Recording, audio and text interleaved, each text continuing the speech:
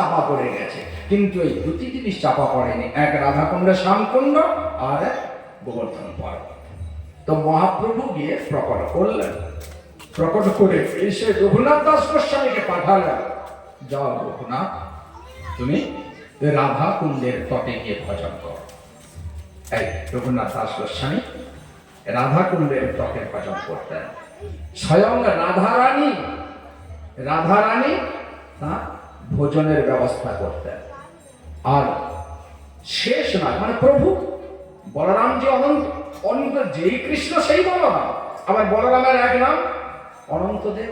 শেষ নয়, রঘুনাথ দাস গোস্বামী ভজন করতেন, রোদে মাথার উপর তো ছাউনি নাই, তখন এই শেষ নাগ ছত্র করতেন।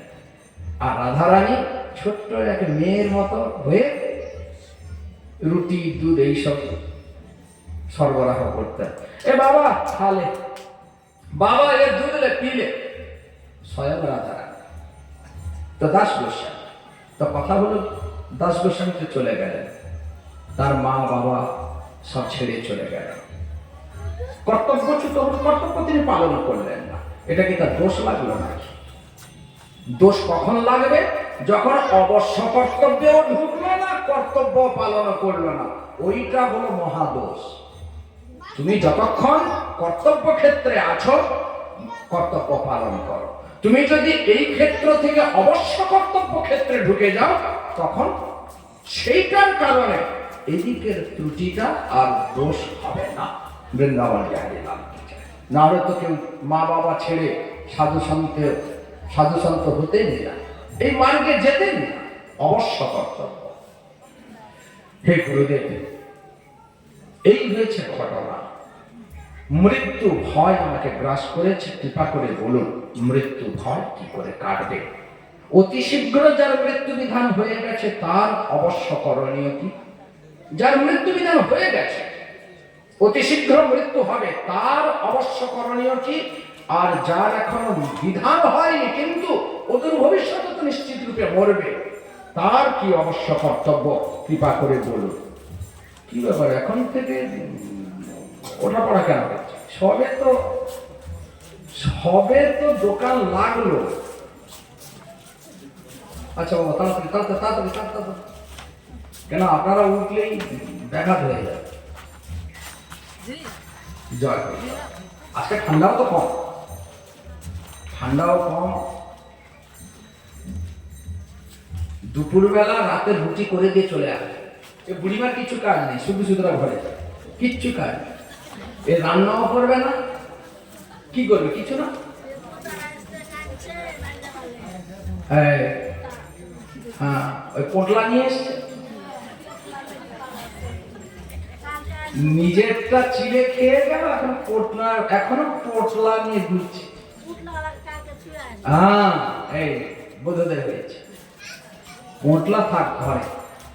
তো যাই হোক, পরীক্ষিত মহারাজকে এবার সুতমণি বলছেন, রাজা নিশ্চিন্ত হও, বিধান আছে, তোমার কাছেই আছে। এ সংসারে ছোট ভয় সংসার থেকে নিবারণ হয়ে যায়। রোগ হয়েছে, ওষুধের দ্বারা নিবারণ হয়ে গেল। ক্ষুধা লেগেছে, খাদ্যের দ্বারা ক্ষুধা নিবারণ হয়ে গেল। কিন্তু মৃত্যু ভয় সংসার নিবারণ করতে পারে না। সংসার যদি এটাও আটকে দিতে পারত, তাহলে তো কোনো টেনশনই ছিল না, কোনো শান থাকতো না। তখন 10, 11, 12 কিছু থাকতো না। প্রভু সংসারকে সবকিছু দিয়েছেন, শুধু একটা জিনিস দেন, মৃত্যু আটকানোর কৌশল দেননি। এই কৌশল সংসারেতে নেই বলেই সবাই প্রভুর কথা ভাবে। এই ট্যাবলেটটাও যদি দিয়ে দিতেন, আমরা কোন দুঃখে ভগবান ভগবান বলতাম না একদম। তো প্রভু এইখানে রেখেছেন। আচ্ছা, এতে কি প্রভুর স্বার্থ? প্রভুর স্বার্থ। কেন আমরা যদি সংসারেই আটকে যেতাম, তাহলে আমাদের, কারণ সংসারে তো আনন্দ নাই। এখানে ঘটনা, সংসার হলো ঘটনা বহুল। এই ঘটনা যদি নিজের মনোমত হয় আমরা বলি সুখ, আর বিপরীতে হলেই দুঃখ বলি। আমার মনের মতো হয়েছে, আমি বললাম আমার কথা শুনেছে, আমার সুখ হলো। আমার কথা গ্রাহ্য করলো না, মুখ হাঁড়ি হয়ে গেল, আমার কথা শুনলেন, ও ভালো না। তো এখানে ঘটনা, পরিস্থিতি, পরিস্থিতি বহুল সংসার। এখানে আনন্দ কোথায় পাবে? এ তো কথায় কথায় আমরা বলি আজ যা আনন্দ হলো না। এই লীলা কীর্তনিয়ারা এসে গাইতে গাইতে মাঝে মাঝে খালি ধুলা উড়ায়, আনন্দ হলো রে, আনন্দ হলো রে। কিসের আনন্দ রে ভাই? কি আনন্দ হলো বলতো? কি আনন্দ? প্রতিটি ঘটনা একটা আকৃতি প্রকৃতি আছে। ফুলটা কুঁড়ি ছিল, যখন ফুলটা ফুটলো তখন তার আকার বদলেছে। যখন কুঁড়ি ছিল তখন তার সুগন্ধ বিস্তার হয়নি। যখন আকৃতি বদল হলো তার প্রকৃতি বদল হয়ে গেল, সুগন্ধ মম করে বিস্তার হয়ে গেল। তো আমাদের যদি আনন্দ হলো রে, আনন্দ যদি হয়, আমাদের আকৃতি প্রকৃতির কি বদল হলো ভাই? কিছু না। যে গাইছে তারও বদল হলো না, যারা শুনছে তাদেরও বদল হলো না। বাস্তবে সংসারে আনন্দ নাই। কেন না? সংসার হলো কার্য, এটাকে বলা হয় কার্যক্ষেত্র বা কর্মক্ষেত্র। কারণ বিনা কার্য হয় না। আনন্দময় হলো কারণ, এই জন্য বলা হলো ঈশ্বর পরম কৃষ্ণ সচ্চিদানন্দ বিগ্রহ অনাদি রাদির গোবিন্দ সর্ব কারণ কারণ। কার্যকে দেখা যায়, কারণকে দেখা যায় না। কারণ ভিতের ওপরে কার্য ইমারত দাঁড়ায়, ভিতকে দেখা যায়। যেমন ঘরটা দেখা যাচ্ছে, তার ভিত দেখা যাচ্ছে না, ভিত তো মাটির তলায় আছে। এই দেহটা হলো কার্য, দেখা যাচ্ছে। এই দেহ ইমারতে দাঁড়িয়েছে কার উপরে? কারণের উপর। সে কারণটাকে চৈতন্য, চেতন। যতক্ষণ চেতনের প্রকাশ আছে ততক্ষণ এই কার্যদেহ ঠিক আছে। যে চেতন অপ্রকাশিত হলো, এই কার্যদেহ ধরে গেল। জগৎটাকে দেখা যাচ্ছে, দৃশ্যমান বস্তু মাত্রই তাকে বলে কার্য। আর দৃশ্যমান বস্তু যার আধারে টিকে আছে, সেই আধারকে বলা হয় কারণ। আর এই কারণ হলেন ভগবান, তিনি হলেন আনন্দকন্দ সচ্চিদানন্দময়। তো যা আনন্দ উপাদান যেখানে নাই, যার মধ্যে আনন্দ উপাদানই নাই, আমরা সেখানে গেছি আনন্দ খুঁজতে। এ তো ঠিক সেই রকম কেস হয়ে গেল। দুধ খাও, একজন ছেলেকে জিজ্ঞেস করেছে দুধ খাও? বলে হ্যাঁ খাই। কিসের দুধ খাও? বলে গরুর দুধ খাই। বাচ্চা গরুর দুধ খাই।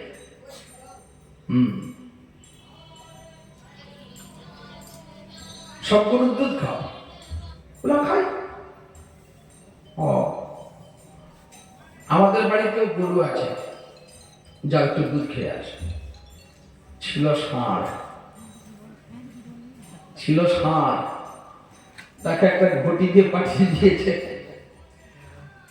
হ্যাঁ, ষাঁড়। এবারে সেও দেখেছে মাঝে মাঝে যখন গাই দোয়, পালানটা কোন দিকে থাকে? গায়ের পিঠের উপরে তো থাকে না, পেটের তলায় নিচের দিকে। সেও ঘটি নিয়ে দাঁড়িয়ে আছে ষাঁড়ের পেটের কাছে, বলে বেরোলেই ধরবো। এবারে ষাঁড় বার করেছে, মানে হিসু করছে। যেই হিসু করা শুরু করেছে, এগিয়ে দিয়েছে ঘটি, নিয়ে এসেছে। কে নিয়ে এসেছে? বলে হ্যাঁ খেয়ে না। ব্যাস, কি হলো? আরে গরুর দুধ খাওয়া হয়, কিন্তু কেমন কোন গরু সেটাও তো জানা দরকার। এড়ে গরু না গাই গরু। তো আমরা ভাবলাম সংসারও সেরকম দুটো এড়ে আর গাই আছে। কার্যটা হলো এড়ে, যেটাকে দেখছি, আর তার কারণ হলো গাই। কারণ যে সেইখানেই আনন্দ দুধ আছে, আর সংসার রূপী এঁড়ের কাছে আনন্দ দুধ নাই, এখানে বিশাল দুঃখ দুধ আছে।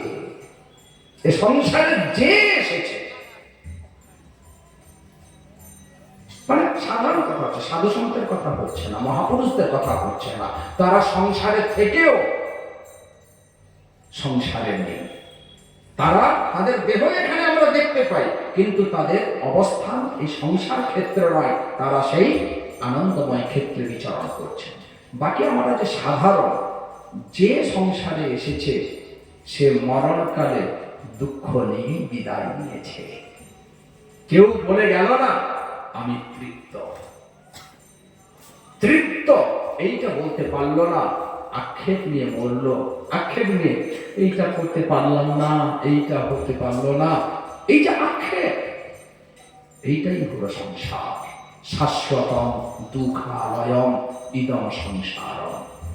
ইদম সংসারম শাশ্বতম দুঃখালয়ম। এই সংসার হলো শাশ্বত, নিরন্তর, কখনের বদল হয় না, দুঃখের আলয়। এখানে দুঃখ ছাড়া কিছু নাই। যে এসেছে দুঃখই পেয়েছে। জন্ম দুঃখ, শুরু হলো দুঃখ দিয়ে। এই সংসারে আসাটা, দুঃখের ঘরে ঢুকছি, তাই যে দোরগোড়া সেটাও দুঃখময়। তাই জন্ম দুঃখ, আমাদের প্রবেশ হলো জন্ম দিয়ে। কেমন? জন্ম দুঃখম, জরা দুঃখম, জায়া দুঃখম পুনঃ পুনঃ, অন্তকালে তো মহা দুঃখম, মহা দুঃখম, মহা দুঃখম। দুঃখ দিয়ে শুরু হলো, মহা দুঃখতে শেষ হলো। আনন্দ কোথায়? আরে আনন্দ যেখানে নেই, খুঁজলে পাবো কোথায়? আমরা তো খেয়ে বলি কি আনন্দ হলো, হ্যাঁ এই বেলায় আনন্দ হলো, নিমন্ত্রণ বাড়িছি, কি খেয়েছি, কবজি ডুবিয়ে গুছিয়ে টেনেছি, হ্যাঁ, আর রাতের বেলা সেই রুটি আর আলু ভাজা, হ্যাঁ, সে মুখটা একদম বেজার করে বসে, এইগুলো আবার খাওয়া। হ্যাঁ, আচ্ছা না বললেও ভেতরে ভেতরে সে দুপুরের ছবিটা ভাসছে না। দুপুরে বললো আনন্দ হলো রে, কবজি ডুবিয়ে খেয়ে আনন্দ হলো রে। আনন্দ যদি হয়, আবার নিরানন্দ কি করে হয়? রাতের বেলা বলছি আনন্দ হারিয়ে গেল রে। তো পরিস্থিতির প্রভাব। তো সুকমণি বলছেন, রাজা নিশ্চিন্ত হও, তোমার কাছে আছে চাবি, তোমার কাছে। যে দিকে ঘোরাবে সেই দিকের ফল পাবে। একদিক ঘোরালে সংসার পাবে, আর একদিক ঘোরালে, যেমন একটা তালা খোলাও হয় যে চাবি দিয়ে, বন্ধ করা সেই চাবি দিয়ে। ডান দিকে ঘোরালে তালা খোলে, আবার বাম দিকে ঘোরালে তালা বন্ধ হয়। একই চাবি, একই তালা, কিন্তু দুরকম পরিণাম, একটা মুক্ত, একটা বন্ধন হলো। তো তোমাকে সেই চাবি দিয়েছেন, সেই চাবির নাম হলো বিবেক। বিবেক, তালা লাগানো আছে, চাবি হারিয়ে গেছে, বিবেক খোয়া গেছে, বিবেক নাই, বিবেক চাবি নাই, তাই আমাদের তালা খুলছে না, সেই বন্ধ অবস্থায় পড়ে রইল। যার বিবেক চাবি হাতে উঠে এসেছে, সে কি করবে? তালা খুলবে। খুলে গেল, মুক্ত হয়ে গেল, মুক্ত হয়ে গেল। সেই বিবেক কি না? আত্মস্মৃতি। কৃষ্ণ ফুলি সেই জীব অনাদি বহির্মুখ, সে কারণে মায়া তারে দেয় সংসার দুঃখ। এই কৃষ্ণ বিস্মৃতি হলো বন্ধনের কারণ, আর কৃষ্ণ স্মৃতি হলো মুক্তির কারণ। তোমার এই যে ভয় রূপী বন্ধন, কৃষ্ণ বিস্মৃতির জন্য। বলে সেই কৃষ্ণ হরি ভগবান, ভগবত বিস্মৃতি। তো সে ভগবানকে পাবো কোথায়? তার সান্নিধ্যে এলে আমার ভয় কেটে যাবে। তো ভগবানকে পাবো কোথায়? ভগবান তো সর্বব্যাপক, সব জায়গায় আছেন, তোমাকে কোথাও যেতে হবে না, তিনি আছেন। তোমার ভেতরেও আছেন, বাইরেও আছেন। তস্মাৎ সর্বাত্মনা রাজন হরি সর্বত্র সর্বদা শ্রোতব্য কীর্তিতব্যশ্চ স্মর্তব্য ভগবান বিনা। হরি সর্বত্র সর্বদা, সর্বত্র তোমার ভিতর প্রদেশেও যেমন আছেন, বাহির প্রদেশেও আছেন, এখানে ওখানে সেখানে উপরে নিচে সব জায়গায় তিনি আছেন, সর্বত্র। এই জন্য তাকে বলা হয় সর্বব্যাপক, সর্বদা সব সময়ের জন্য আছেন। মাঝরাতেও যদি দেখো তিনি আছেন, তিনি আছেন, তাতে সন্দেহ নাই। কিন্তু আমরা কি তার স্মৃতিতে আছি? এইখানে হয়েছে গণ্ডগোল। তিনি আছেন, এই যে কাল আমরা শুনছিলাম, হৃদিগত স্মৃতি কণ্ঠমণি, কণ্ঠে মণিময় মালাটি আছে কিন্তু আমার স্মৃতি থেকে হারিয়ে গেছে, এই জন্য আমি তোলপাড় করছি। স্মৃতিতে যদি এসে যায়, স্মৃতি যদি জেগে ওঠে, আর তোলপাড় করতে হবে না, দৌড়ঝাঁপ বন্ধ হয়ে যাবে, সে চুপচাপ হয়ে যাবে, স্থির হয়ে যাবে। সাধক অবস্থায় দৌড়ঝাঁপ চঞ্চলতা, তারপরে যখন গভীরে প্রবেশ হয়ে যায় তখন সাধু নির্লিপ্ত হয়ে যান, চুপচাপ নিঃসঙ্গ। তখন আর সাংসারিক কোনো সঙ্গই ভালো লাগে না, একদম একা। তিনি তৃতীয় উপস্থিতি সেখানে আর সহ্য করতে পারেন না, সেখানে শুধু তুমি থাকবে, আমি থাকবে, মাঝখানে আর কেউ থাকবে না, শুধু তুমি আর আমি। আমার যা কিছু আবেদন নিবেদন তোমার সঙ্গে। তো সে তখন গভীরে প্রবেশ হয়ে যায়। তো সেই স্মৃতি আমাদের হারিয়ে গেছে বলে এই দুর্দশা।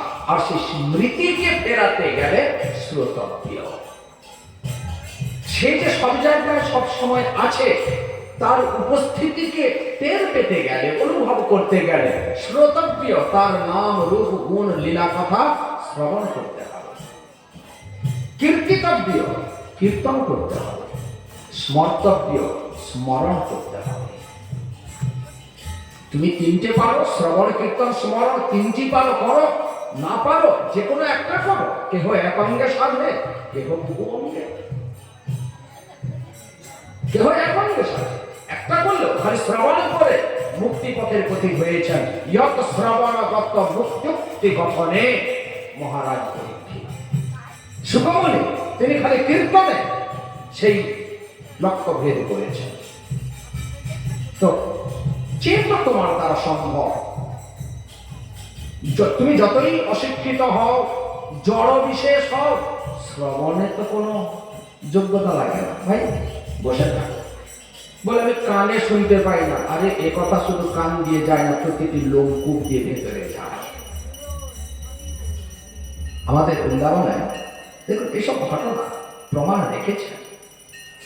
বৃন্দাবনে অনেক সিদ্ধ মহাত্মা হয়েছেন, তার মধ্যে এই আমাদের গৌড়ীয় সম্প্রদায়, এসব ওই মিয়াপুর মায়াপুর ওসব কোম্পানির কথা নয়, আমাদের এই গৌড়ীয় সম্প্রদায়, ওগুলা হলো গৌড়ীয় মঠ, ইস্কন সম্প্রদায় স্বীকৃতি এখনো দেয়নি, সম্প্রদায়ের স্বীকৃতি নেই।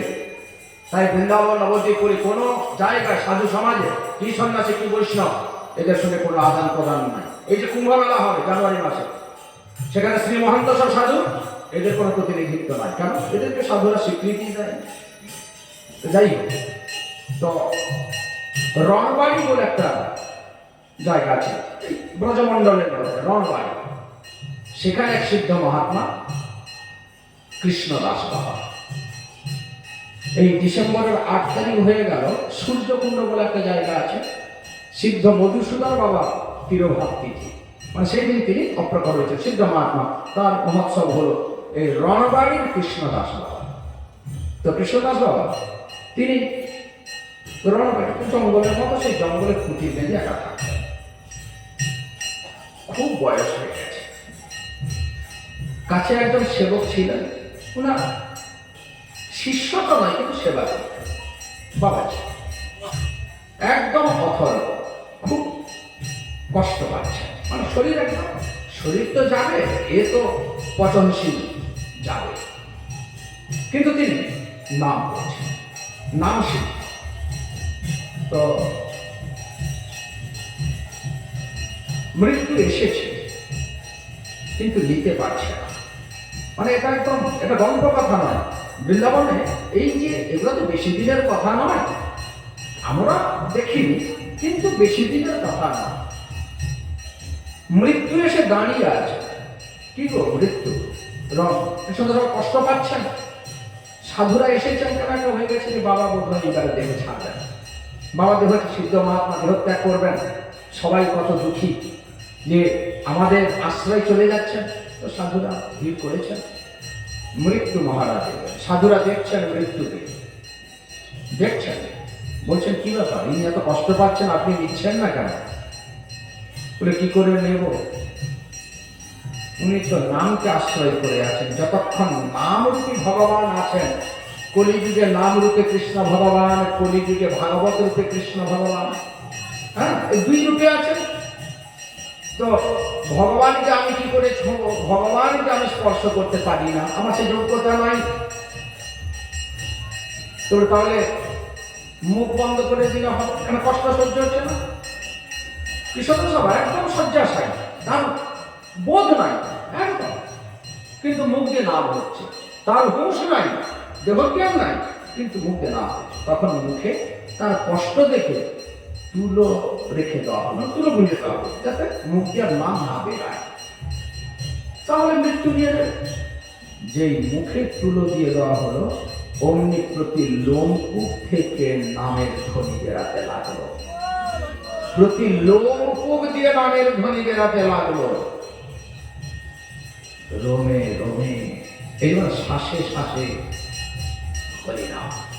আমাদের অদ্বৈত বংশোদ্ভূত, আমাদের অদ্বৈত প্রভু বলি, পঞ্চতত্ত্ব বলি না, চৈতন্য মহাপ্রভু, নিত্যানন্দ প্রভু, অদ্বৈত প্রভু, গঙ্গাধর পণ্ডিত, সুভাষ পণ্ডিত, এই অদ্বৈত প্রভুর বংশধর বিজয় কৃষ্ণ গোস্বামী পাদ, যাকে জটিয়া বাবা বলা হয়, হ্যাঁ বিজয় কৃষ্ণ গোস্বামী পাদ, শ্বাসে শ্বাসে নাম, মানে যে শ্বাস চলছে, এই যে শ্বাস নিচ্ছেন তিনি, তার মুখ বন্ধ, এই যে শ্বাস নিচ্ছেন সেই শ্বাসেতে নিচ্ছেন ছাড়ছেন, এতে স্পষ্ট রূপে নামের ধ্বনি শোনা যাচ্ছে, শ্বাসে শ্বাসে নাম।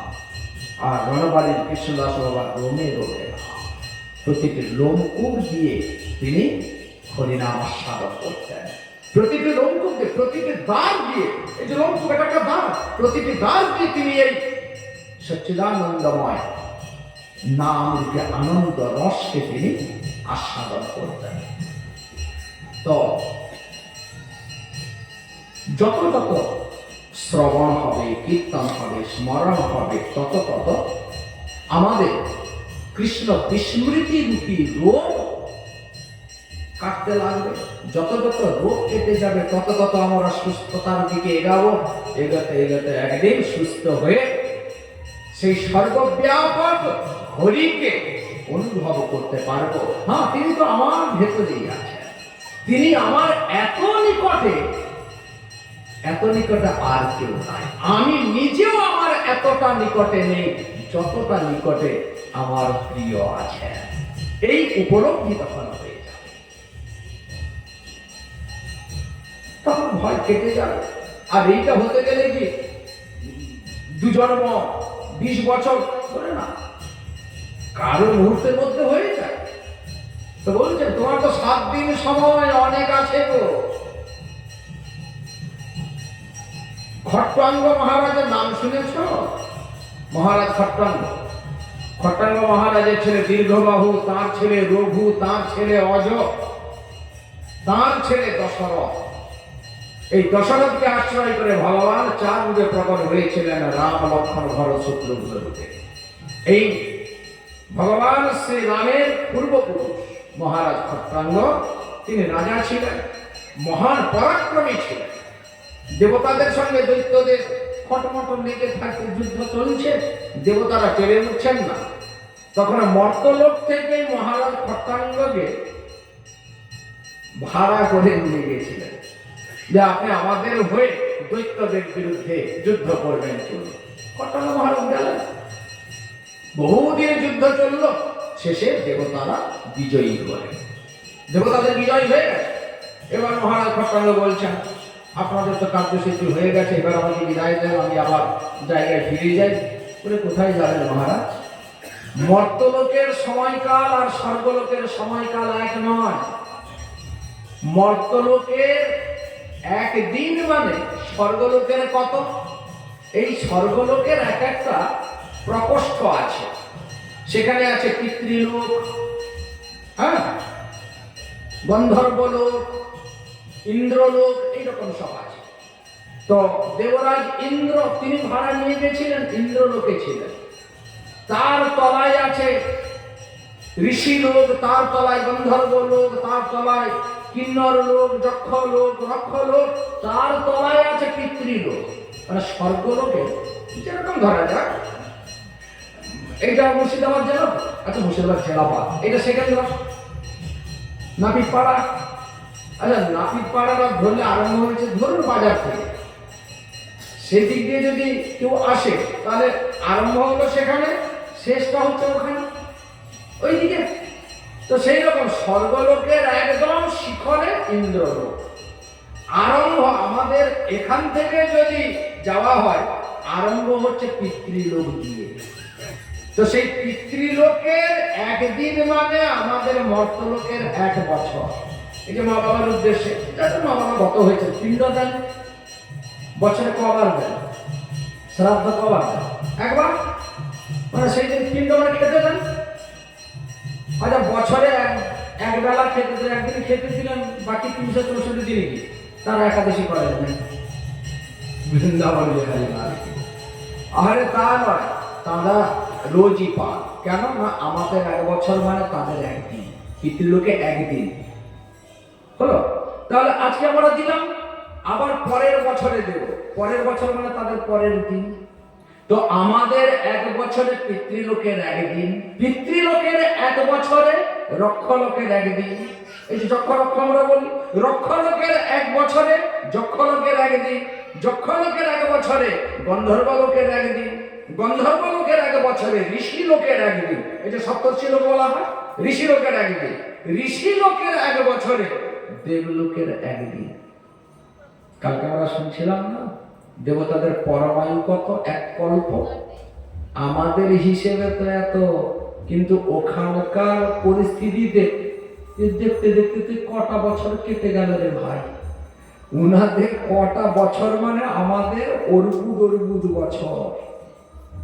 তো এইরকম হিসেবে তো দেবরাজ ইন্দ্র বলছে, মহারাজ আপনি এখানে যতদিন যুদ্ধ করলেন, এই সময়ের মধ্যে না আপনার রাজ্য আছে, না আপনার পত্নী সন্তান আদি কেউ আছে, সব কালের পেটে তলিয়ে গেছে। যাক ভালো হয়েছে। খট্টাঙ্গ মহারাজ বলছেন, যাক ভালো হয়েছে। কেন? চাপ চলে গেছে, আমি নিশ্চিন্ত। বলে শুধু যাবেন কেন, আপনার আয়ু আর মাত্র 2 ঘড়ি বাকি আছে। 2 ঘড়ি আয়ু বাকি আছে। এই যে ঘড়ি বলা হয়, ঘড়ি মানে কিন্তু ঘন্টা নয়। হ্যাঁ, ওই আমাদের এখন তো সেই সব হিসাব নাই, আর ল, ত্রুটি, ক্ষণ, এইসব হিসাব আছে। বলে ক্ষণেকের মধ্যে চলে গেল। এখন আর এইসব হিসেব, এখন তো আমরা পাশ্চাত্য অনুকরণ করে ফেলেছি। তো আমাদের ওই ঘন্টা, মিনিট, সেকেন্ড, হ্যাঁ, ওই আমরা জিএমটি ফলো করি না, আমরা সব আইএসটি ফলো করি। জিএমটি মানে গ্রিনউইচ মিন টাইম, হ্যাঁ, মানে ইন্ডিয়ান টাইম আমরা দেখি না। গ্রিনউইচ মিন টাইম এটা হলো একটা হিসেব, আর একটা হলো আইএসটি, ইন্ডিয়ান স্ট্যান্ডার্ড টাইম। গ্রিনউইচটা হলো ইন্টারন্যাশনাল আন্তর্জাতিক সময়, আর আইএসটি রাত 12টা হয়ে গেলে 12টা 1 মানে তারিখ বদলে গেল। আগে আমাদের ভারতীয় যে হিসেব ছিল সূর্যোদয় থেকে সূর্যোদয়, সূর্যোদয় থেকে সূর্যোদয়। যদি ভোর 4টাতেও হয়, এটা আজকের দিন ধরা হয়। আজ হচ্ছে কি বার? বৃহস্পতিবার। বৃহস্পতিবার ধরা হয়। শুক্রবার কখন থেকে শুরু হবে? সূর্যোদয় থেকে শুক্রবার শুরু হবে। আজকে তারিখ 20 তারিখ, শুক্রবারের সূর্যোদয় হলে তবে 21 তারিখ হবে। তারিখ বদলাচ্ছে, কিন্তু সে হিসেব চলে গেছে। এখন আইএসটি ইন্ডিয়ান স্ট্যান্ডার্ড টাইম রাত 12টা 1 মানে আমাদের দিন তারিখ বদলে গেল। বাবা এ ট্রেনের টিকিট কেটেছে ভদ্রলোক, ট্রেনটা তার স্টেশনে ঢুকবে 12টা কততে, রাত 12টা কততে, তারিখ বার বদলে যাচ্ছে। উনি আজকের তারিখ দিয়েছে, চলে গেছে। এবারে ট্রেনে উঠেছে, গিয়ে দেখে তার সিটে শুয়ে আছে। হুচ্চুতি, আমার সিটে ওড়ো ওড়ো। টিটি এলো, কি ব্যাপার, টিকিট দেখা। বলে আমার টিকিট আছে, এই বলে ফাইন বার করুন। মানে যে উঠেছে বলে আমার ফাইন নেই। বলে কিসের ফাইন, আমার টিকিট তো। এটা আজকের নয়, গতকালের টিকিট। বলে আজকে তো এই বার। আরে বার নয়, এখানে তারিখ ধরা হয়। রাত 12টা হয়ে গেলেই সে তারিখ চলে গেল, 12টা 1 থেকে পরের তারিখ। ও তাহলে কিছু না, ফাইন বার কর ব্যাস। তো ইন্ডিয়ান স্ট্যান্ডার্ড আর গ্রিনিচ মিন টাইম জিএমটি। তো আগে এইসব হিসেব হতো, যখন যেরকম আপনারা বোধহয় পেয়েছেন কড়া গন্ডা পেয়েছেন। এখনো গ্রামের দিকে কলা গন্ডা কত, এখনো গন্ডা, হ্যাঁ গন্ডা কুড়ি কাহন এইসব হিসেব ছিল না, গন্ডা কুড়ি কাহন। এখন আর সেসব নাই, এখন অন্য হিসাব।